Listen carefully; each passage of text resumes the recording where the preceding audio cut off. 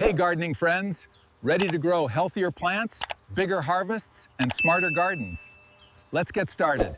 What if everything you did was right, and your garden was still losing? Welcome to The Smart Gardener, the channel where we grow smarter, not harder, without chemicals, without guesswork, and without wasting another weekend on methods that simply do not work. If that sounds like the kind of gardening you believe in, hit that subscribe button right now so you never miss an episode. Today we are talking about ants in your garden beds, not a few curious scouts wandering across the soil. We are talking about a full, organized colony that has quietly moved in underneath your tomatoes, your peppers, and your lettuce, and started running an operation you had no idea was happening right under your feet. Here is what makes this different from every other ant video you have seen. I am not just going to hand you a recipe. I am going to show you exactly why the 3 most popular natural methods circulating online right now do not work the way people think they do. And then I am going to give you the one method that actually eliminates the entire colony, not just the ants you can see on the surface. It costs less than a cup of coffee, uses ingredients you can find at any drugstore, and works with nature instead of against it. But I want to be upfront with you about something. There is one critical piece of information, the single reason most gardeners fail, even when they use the right method. And I am saving it for the second half of this video. So stay with me, because if you miss that part, nothing else I share today will give you the results you are hoping for. Picture this. It is late April or early May. You have spent weeks getting your garden beds ready. Tomatoes in the ground, bell peppers standing tall, lettuce coming in beautifully. You step outside on a quiet Saturday morning with a fresh cup of coffee, the air still cool, birds starting to sing, and for a moment, everything feels exactly right. Then you look down. Running along the base of your tomato plants, moving in tight, disciplined lines, is a colony of ants. Dozens of them, maybe hundreds. And when you kneel down and lift a lower leaf, you see them. Tiny green or black specks packed tightly along the stem. Aphids. And the ants are not attacking them. They are tending to them, almost gently, like farmers checking on their livestock. That is exactly what is happening. Ants have turned your garden bed into a working farm. Aphids feed on plant sap and produce a sweet liquid called honeydew that ants are completely addicted to. So instead of letting ladybugs and lacewings clean up the aphid population naturally, ants guard them, chase away any predator that gets close, and even carry aphids to new healthy plants to expand their food supply. Scientists have measured that a single aphid colony can consume up to 40 times its own body weight in plant sap every single day. That is why your leaves curl. That is why the color fades. And below ground, the colony is tunneling beneath your beds, disrupting root systems and reducing your plant's ability to draw water and nutrients from the soil. Now, before we go further, here is something most gardening videos never mention. Not all ants are the same, and knowing what you are dealing with changes everything. In the South, from Texas to Florida, you are likely facing red fire ants, aggressive, capable of stinging, with mounds housing up to 500,000 workers. In the northern and central states, pavement ants and odorous house ants are the most common garden invaders. Small dark ants that smell faintly like rotten coconut when crushed. On the west coast, Argentine ants are particularly difficult because a single colony can have hundreds of queens, making most standard methods nearly useless. Knowing your enemy is step 1. Now let me show you why everything most people try against them simply does not work. If you are like most gardeners, your first instinct is to reach for one of the classic home remedies you have seen online.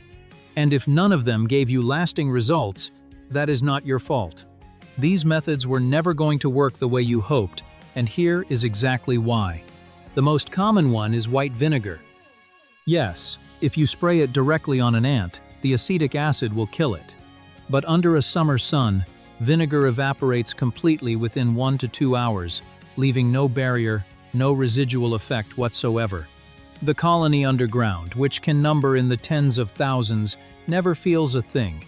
And if you spray your beds repeatedly all summer, you are quietly acidifying your soil with every application, which is a real problem for tomatoes and green beans that need balanced pH to thrive. The second method, is cinnamon. Ants will avoid it, that part is true, but avoiding something is not the same as being eliminated by it.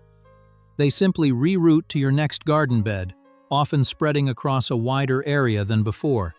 And in the American summer heat, where you are watering every single day, cinnamon washes away completely with each watering. You would need to reapply it daily, which is neither practical nor effective. The third is baking soda mixed with powdered sugar. The logic sounds reasonable, but worker ants are cautious by nature. When something feels off about a food source, they stop recruiting others to it. The mixture almost never reaches the queen in meaningful quantity. And the powdered sugar left sitting in your bed attracts flies, yellow jackets, and ants from other colonies entirely, turning one problem into three. Here is what all three methods have in common. They work only on the surface. The queen sits deep underground, completely untouched by anything you spray or sprinkle above the soil. As long as she is alive and producing eggs, the colony rebuilds itself every single time. So what actually reaches the queen? That is exactly what we are covering right now. The answer is boric acid. And before you dismiss it as just another chemical, let me be clear. Boric acid is not synthetic. It is a naturally occurring mineral compound found in volcanic hot springs and mineral-rich soils. And you can pick it up at any pharmacy or home improvement store for between $5 and $8. One package carries you through the entire growing season. What makes it uniquely effective is a combination of two actions. It disrupts the ant's digestive system from the inside, and it gradually breaks down the outer shell, causing slow dehydration. That slowness is not a flaw. It is the entire point. Research from the United States Department of Agriculture confirmed that a 1% boric acid solution can reduce a colony population by up to 90%, but only when the concentration stays low enough for the ant to survive the trip back to the nest. This works because of a behavior called trophallaxis, where ants share food mouth to mouth with workers, larvae, and ultimately, the queen. The colony's greatest strength, its cooperation, becomes its greatest vulnerability. The more organized the colony, the faster the bait reaches every level of the nest. The recipe is simple. 1 teaspoon of boric acid, 3 teaspoons of plain white sugar, 3/4 of a cup of warm water. Stir until dissolved. 2 minutes and you are done. Pour it into shallow dishes or jar lids and place them directly on the ant trails. For a standard 10 by 3 foot bed, 2 to 3 dishes spaced about 3 feet apart is enough. Set them out in the late afternoon when temperatures sit between 68 and 77 degrees Fahrenheit, which is peak foraging time. Check your dishes daily in the summer heat, since the water evaporates fast, and never combine this method with vinegar or cinnamon, as both will drive ants away from the exact spots where you need them to feed. I used this method for the first time on a strawberry bed that ants had completely taken over. After 2 days, I saw even more ants around the dishes and nearly pulled everything out. I held off. By day 4, the trails were gone. Within a week, ladybugs moved in and cleared the aphids on their own. Best strawberry harvest I had in years. But there is one more thing I need to share with you. The single mistake that causes most gardeners to fail, even when they are using this exact method correctly. That is coming up next. Here is the critical mistake I promised to share. Most people pour the boric acid solution directly into the anthill. It feels logical, but it backfires completely. The moment you disturb a nest, the colony shifts into defense mode. Worker ants seal off the entrance within hours, open new ones nearby, and every forager becomes suspicious of anything unfamiliar. Your bait gets ignored. And even if you poured a full quart into the mound, ant colonies extend several feet underground, with drainage systems that redirect liquids away from the queen long before anything reaches her. The trail is where this works. On a foraging trail, an ant is in pure collection mode, not defending, not suspicious.